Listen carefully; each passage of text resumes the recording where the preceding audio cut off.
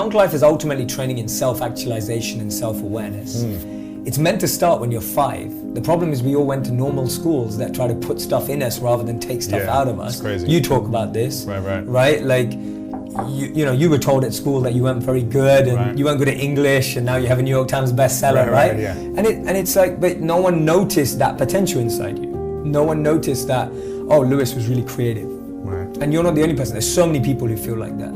So the modern schooling system didn't extrapolate your self-actualization, your element, and just try to put maths, English, science inside. So the point is that you're trying to get to such a strong foundation that when you interact in the world, you're going with a sense of strength, fuel, energy to make a difference, rather than going into the world and then going, oh my God, where am I, trying to figure it out. And I find what happens today is that when you don't, we all know this, self-love has become such a big thing now. And when people don't figure out, it's like a huge trend now.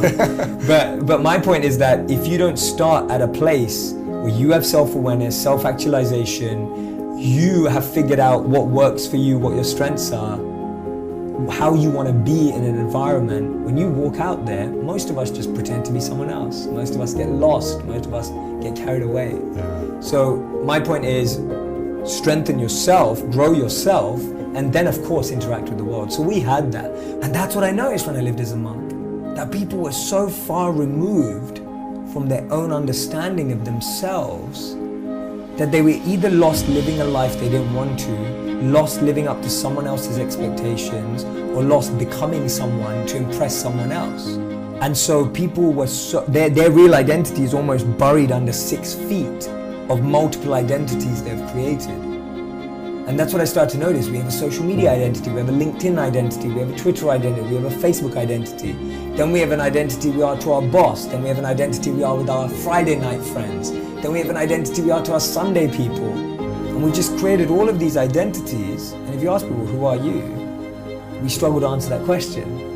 And so as a monk, you're just taught to dig deeper beyond all those identities and kind of, again, bring out yourself rather than define yourself. So that was what I noticed. I just started to notice that people had a big lack of self-actualization. They were very disconnected from what they wanted, needed, and understood about themselves.